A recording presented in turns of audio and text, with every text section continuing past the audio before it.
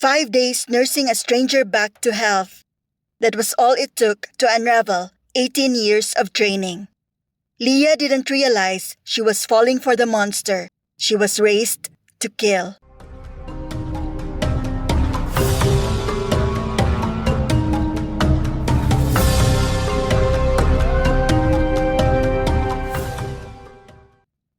When the star fell, Leah's world shifted.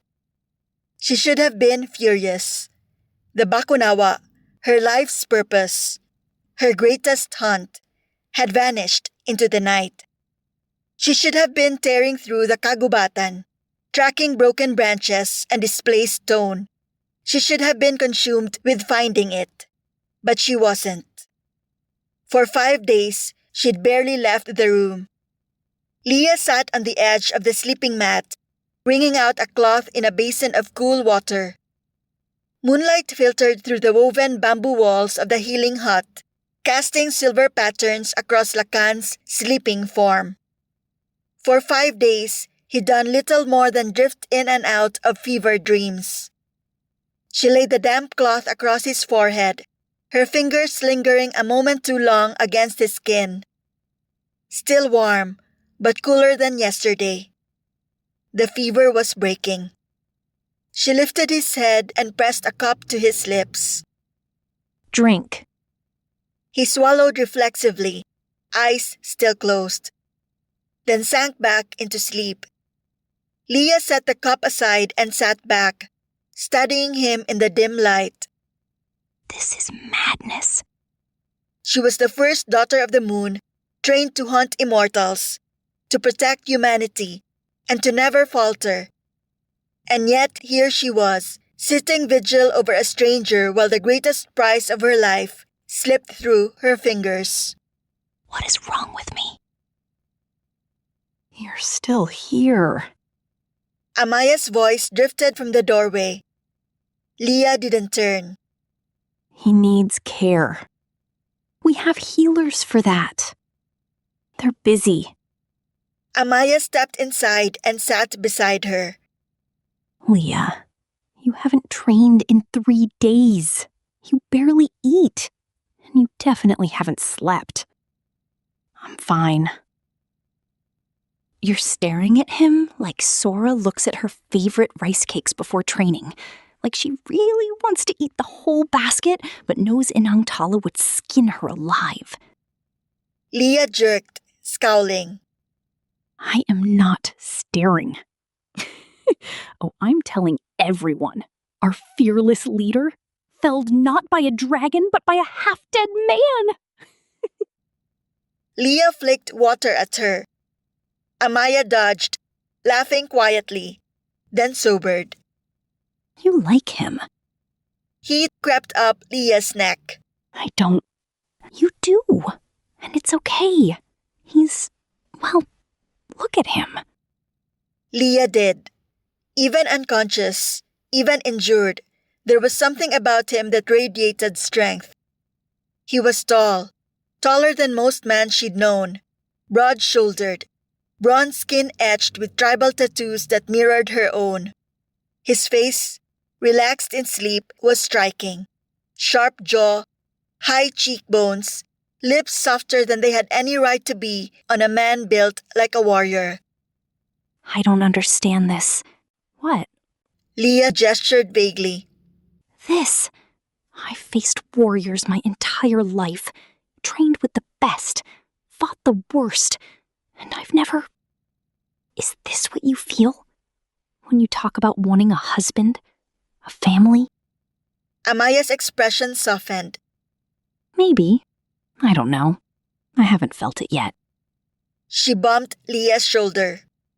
But I think you might be. Might be what? Falling. The word struck like an arrow. Falling. Leah opened her mouth to deny it, then closed it. How else could she explain the way her heart raced when he was near? The territorial edge she felt when Hannah suggested someone else take over his care. The excuses she made to touch him, checking his temperature, adjusting blankets, brushing hair from his face. I don't even know him. Not yet, Amaya said, squeezing her hand. but you want to. Yes. Goddess help her. She did. The following morning, Lakan woke fully. Not the half-lidded, fever-drowned staring of the past days, but true awareness. His breath hitched, then steadied. His fingers twitched, then curled. He cracked one eye open. Wooden beams overhead, woven walls, the scent of herbs and moonflowers, morning light streaming through bamboo slats. Where? Memory slammed back. The arrow, the fall, the fireflies. Leah. He pushed himself upright. His body protested but obeyed, better than before. You're awake. Lakan turned. Leah knelt beside him, holding a bowl that smelled of ginger and honey. She looked exhausted. Beautiful, but exhausted. Dark circles shadowed her eyes, and her braid was coming loose, strands escaping to frame her face. Had she been here the whole time? Something warm stirred in his chest. He crushed it. How long? This is the 6th day since we found you. 6 days. Ali. He'd promised 3. You should eat. She offered the bowl. Lakan wanted to refuse, wanted to keep his distance and remember who she was. But he was starving.